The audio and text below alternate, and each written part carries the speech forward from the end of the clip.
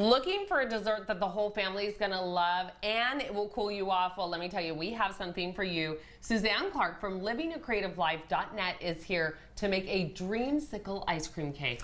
Oh, and it's so good, Destry. Oh, I love it. Orange and cream and cake. Who would not like that? You can't go wrong. All right, first thing we're going to do is we're going to make the cake. And we have some ingredients here. First, you have the super moist French vanilla cake. Yes. And then we want to take the juice from the mandarin oranges. We want to strain off the juice and reserve the oranges. We're going to add a cup of this liquid to our cake mix. Instead of the water. Right. And then we're going to add a stick of butter, softened butter, and 3 eggs. And now we want to add a lot of orange flavor. So we're going to do 2 things. We are going to take a package, a large package of Jell-O. Orange Jell-O. And we're going to take 5 tablespoons. And we're going to add that in. Yeah, we're going to just put it right into the cake mix. That's also going to make it really moist, but give it color and flavor. And then to really boost the flavor, I have the zest of 1 orange.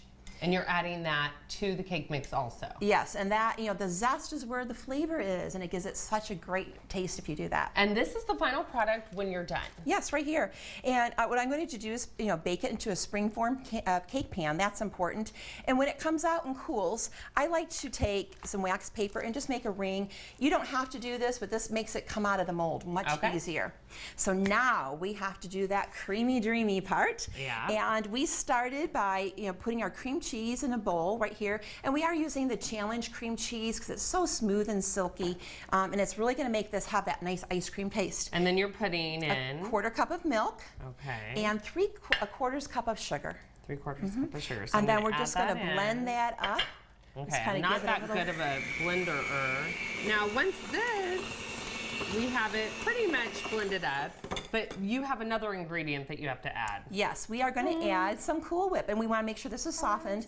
Well, we're just going to, we're going to add the whole thing, so we're going to use another one for the topping. Okay, so again, you're just blending that right in. Quick and easy. Yep, and that's probably pretty good right now. Okay.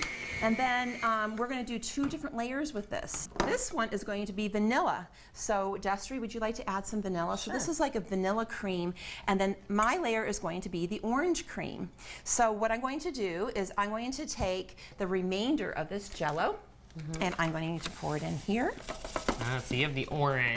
So we got more orange, and this is optional, but I like a lot of orange flavor in here, and so I'm just going to add about a 1/2 teaspoon of orange extract, and this is actually the oil from the peel.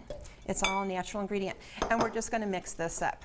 So once we have, isn't that pretty? This is a beautiful cake. You know, it kind of has that ombre look to it. So you layer the orange, and then do you put the white on top? Yep, right away. And because of the Jell-O, this kind of makes this a little stiffer, and it sets up a little quicker than maybe, you know, if I didn't have the Jell-O in it.